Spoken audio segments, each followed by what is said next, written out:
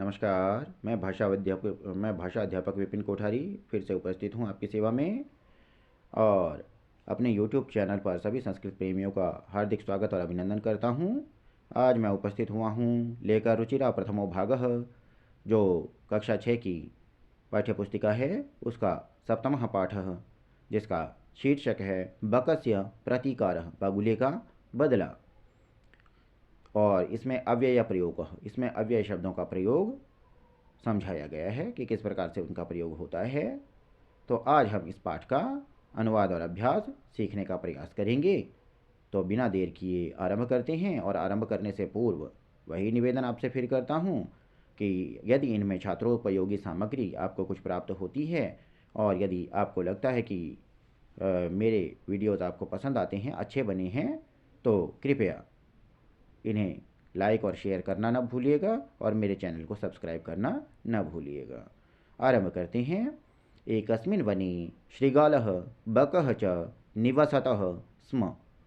एक वन में सियार, गीदड़ को कहा जाता है, जकैल जिसको बोलते हैं, तो एक वन में सियार और बगुला निवास करते थे। निवसतः इसलिए आया क्योंकि दो थे वे। यदि अधिक होते तो निवासंती हो जाता, एक ही होता तो निवासती होता। तो एक वन में सियार और बगुला निवास करती थी। तयोः मित्रता आसीत्, उन दोनों में मित्रता थी, दोस्ती थी। एकदा प्रातः श्रीगालः बकम अवदत्, एक बार सुबह यानी प्रातःकाल सियार ने बगुले से कहा, मित्र श्वः त्वं मया सह भोजनं कुरु। मित्र, कल तुम मेरे साथ भोजन करो। श्रीगालस्य निमंत्रणेन, सियार के निमंत्रण से, बकः प्रसन्नः अभवत्, बगुला प्रसन्न हो गया।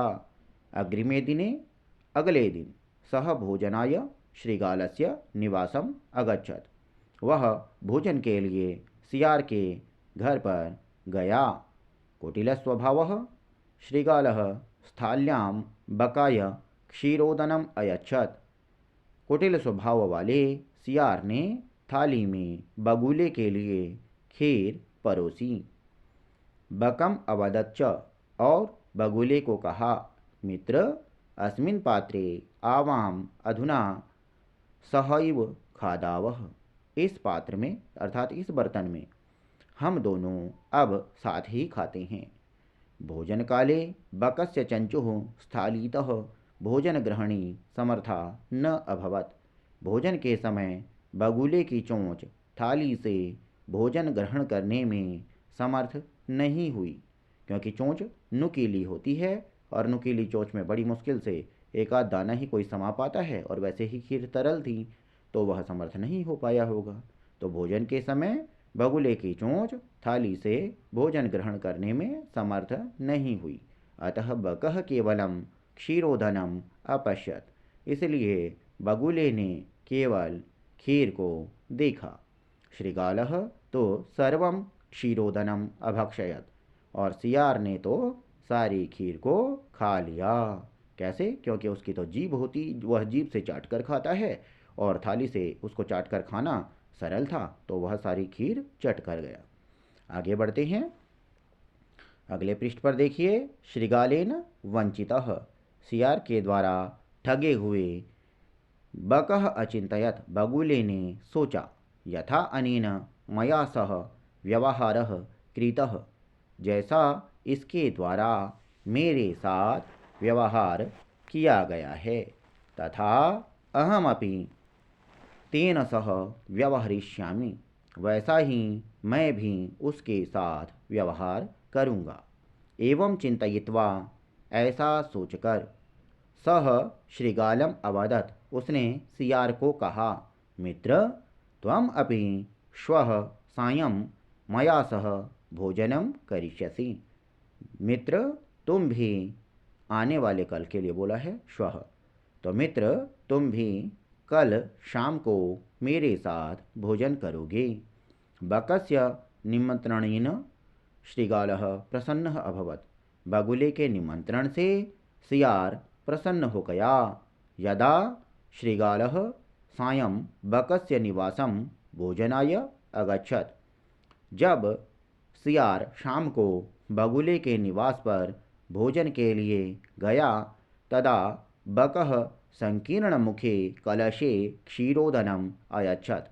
तब बगुले ने संकरे मुख वाले कलश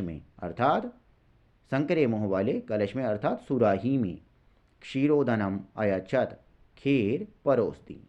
श्रीगालम च अवदत् और सियार को कहा, मित्र आवाम अस्मिन् पात्रे सहैव भोजनम कुर्वः। हम दोनों इस बर्तन में साथ ही भोजन करते हैं। बकः कलशात चंचुआ क्षीरोदनम अखादत।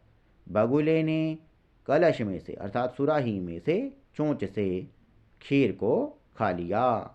अब चोंच लंबी थी तो उसके लिए सुराही में जो खीर भरी हुई थी उसके अंदर चोंच डुबाकर खाना सरल था।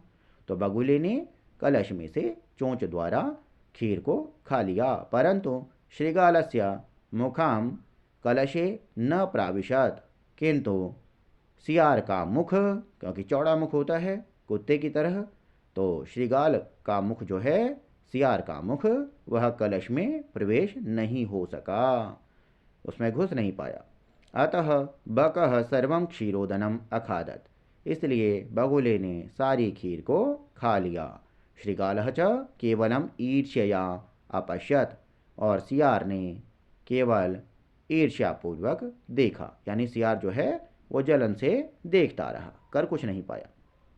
श्रीगालः बकं प्रति यादृशं व्यवहारम अकरोत्।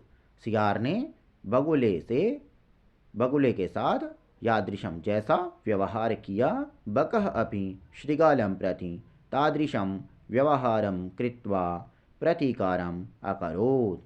बगुले ने भी सियार के साथ वैसा ही व्यवहार करके बदला ले लिया।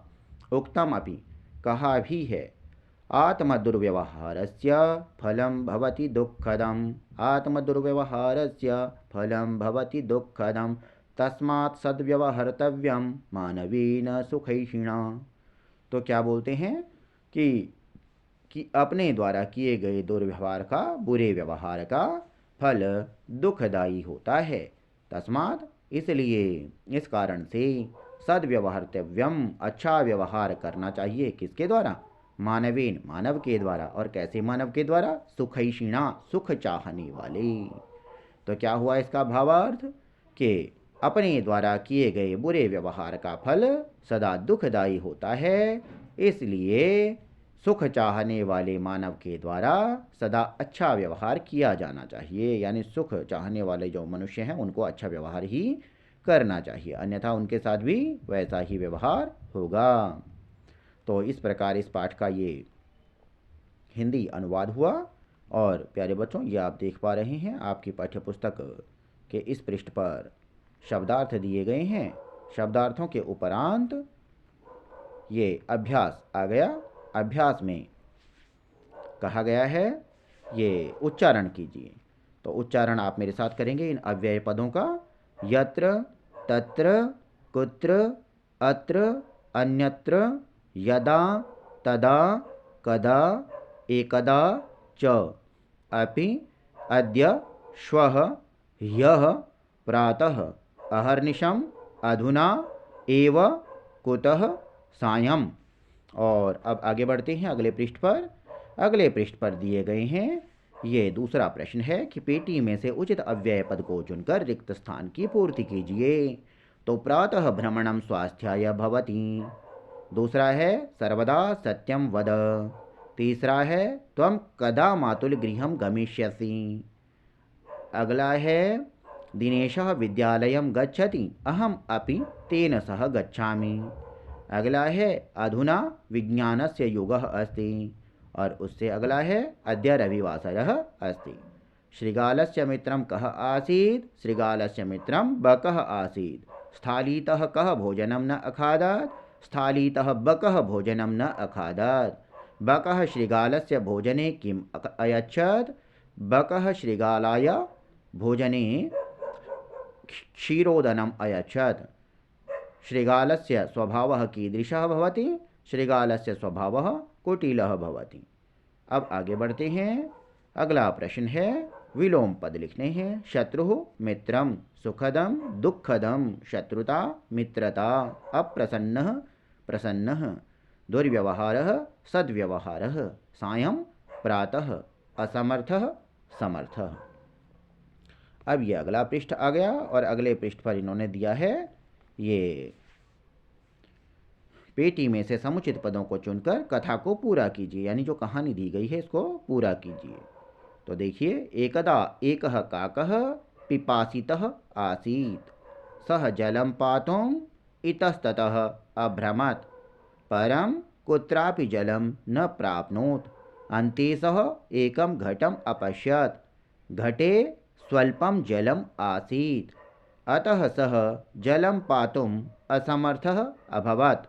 सः एकम् उपायम् अचिन्तयत्, सः पाषाणस्य खण्डानि घटे अक्षिपत्, एवं क्रमेण घटस्य जलम् उपरि आगच्छत्। काकः जलं पीत्वा सन्तुष्टः अभवत्, परिश्रमेण एव कार्याणि सिद्ध्यन्ते न तो मनोरथैः।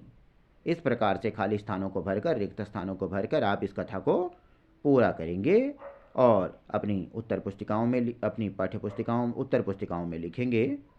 और उसके बाद है तत्पश्चात तत्सम शब्दान लिखत, तत्सम शब्दों को लिखना है।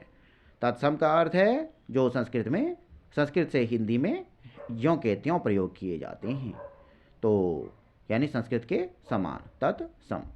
तो सियारः का श्रीगालः, सियार का श्रीगालः, कौवा का काकः, मक्खी का मक्षिका, बंदर का वानर, और बगुला का बकह, चोंच का चंचू, नाक का नासिका। तो इस प्रकार यह पाठ यहीं समाप्त होता है। आशा है आपको पसंद आया होगा। वीडियो को ध्यान से सुनने और देखने के लिए आपका हार्दिक आभार।